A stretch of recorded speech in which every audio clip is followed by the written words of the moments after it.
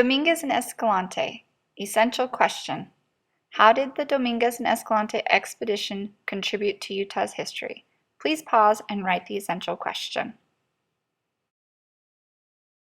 Dominguez and Escalante were Spanish explorers for the country Spain, which is located in Europe. Before we get started, please write in your first section of notes, expedition, presidio, ethnocentricity, and convert. You will be writing the definitions to each of these throughout the notes. Please pause and do so now. Remember throughout the video to pause so that you can write the notes. Everything you need to write is in red. So our second chunk of notes, first Spanish to Utah area. You need to write the definition presidio up at the top of your paper, a military post used to protect people from attacks. Our first explorer to Utah was not Dominguez and Escalante. In fact, his name was Juan Rivera. He was the first explorer known to enter Utah in 1765. We know he was here because he left a carving on a piece of wood that he made into a cross. Now on to Dominguez and Escalante. Dominguez was a young priest that was from Mexico.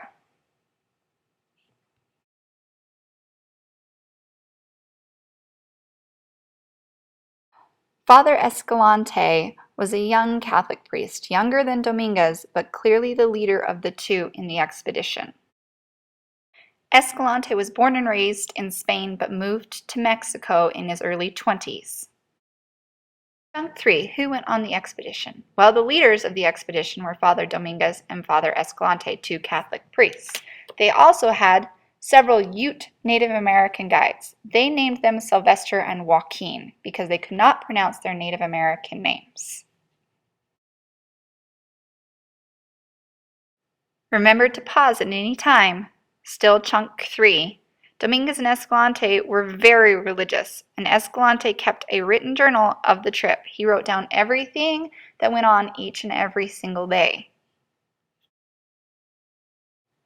Others who went on the expedition, they had 10 Spanish explorers, including a map maker named Pacheco. He was an extremely important member of the group.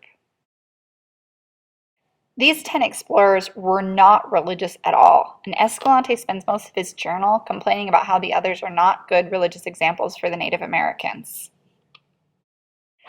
So we've been talking about the word expedition. It's a trip for the purpose of exploration, to discover things. Please write this definition at the top of your notes where you originally wrote the word expedition.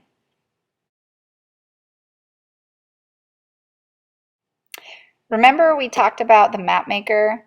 Well, he had a kind of funny name, Miria A. Pacheco, which his middle name doesn't stand for and.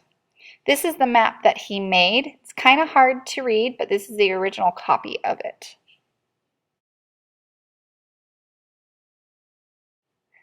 The same map includes approximately the same area of this map. The Colorado Plateau is where they mostly spent their time. They also made it all the way up to Provo, where most of the Indians lived. Chunk 4. Goals of the expedition. What did they want to accomplish? What did they want to discover or explore? Well, the expedition began on July 4th, 1776, the day that the Declaration of Independence was signed. They had two goals. First, to find a route from Santa Fe, New Mexico to Monterey, California. A route is kind of like a trail. 2, to start new Catholic churches to convert the Native Americans. Take a minute, write both goals down. They are both extremely important. This map shows you how far apart Santa Fe and Monterey, California are. Everything in orange is owned by Spain at the time. Everything in purple is owned by France. Pretty much everything owned by Great Britain or England is in green or blue. However, some of that land has been taken over by American colonists. So on the right-hand side of the screen, everything in green and blue is where America declares its independence.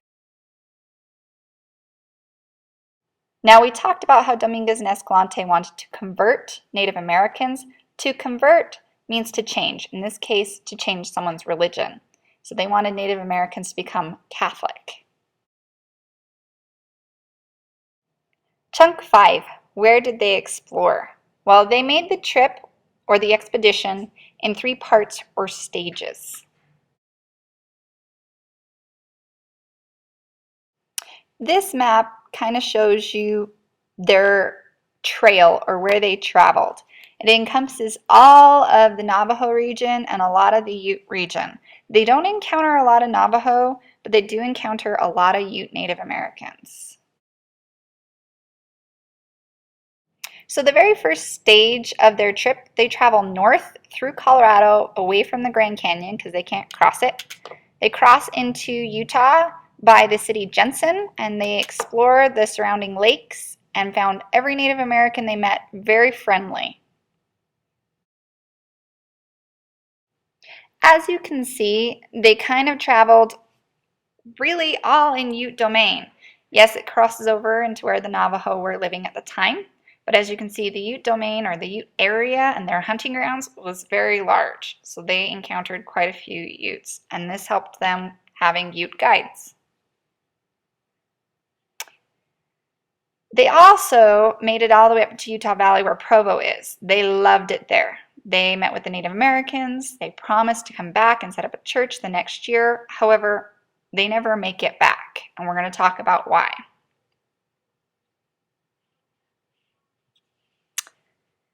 Ethnocentricity, another vocabulary. Dominguez and Escalante had the belief that their own culture was superior to Native Americans. We kind of feel like that's almost racist now, but then it was very, very normal.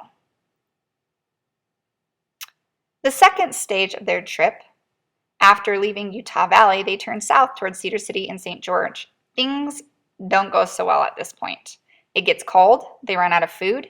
One of their Indian guides, Sylvester, he leaves in the middle of the night because some of the people on the trip, the non-religious ones, were making fun of him, threatening him, and he decided he'd had enough and he just left.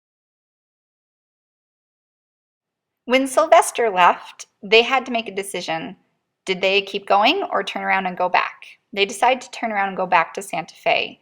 They make it back in January of 1777. They were gone for about 6 months. They ask the Spanish government for more money, but the Spanish government says no. They never returned to Utah, even though they had promised the Native Americans. So chunk number 6, the outcome. Why should we care? Well, we know the first Spanish explorers, really the first non-Native Americans to Utah. They give us the first maps of Utah, the first written accounts of Utah with Escalante's journal, and they actually create the first major roadways when they created the old Spanish Trail. This is I-70 and I-15. If you don't know what I-15 is, it is the largest highway and it goes all the way from here to San Diego.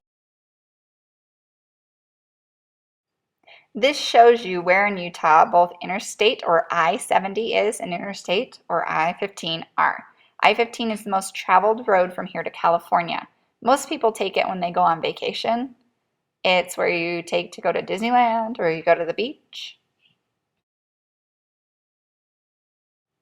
Even though they don't make it all the way to California, others after them take their route and extend it all the way to California. So yes, they made a big circle, but some others made it all the way down to San Diego, Los Angeles area.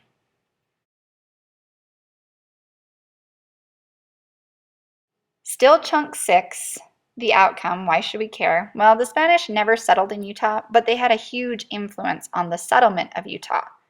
Remember the 3 things we talked about: the map, the written account, and the roadway. Those are big deal. Other travelers, including mountain men and the pioneers, used a lot of what Escalante wrote in his journal to befriend the Native Americans so they could settle or travel through the area. Also, they took notes from where the friendly and non-friendly people were. That ends the Cornell Notes on Dominguez and Escalante. Remember, the map, the written account, and creating roadways is the major effects or outcomes of Dominguez and Escalante's expedition.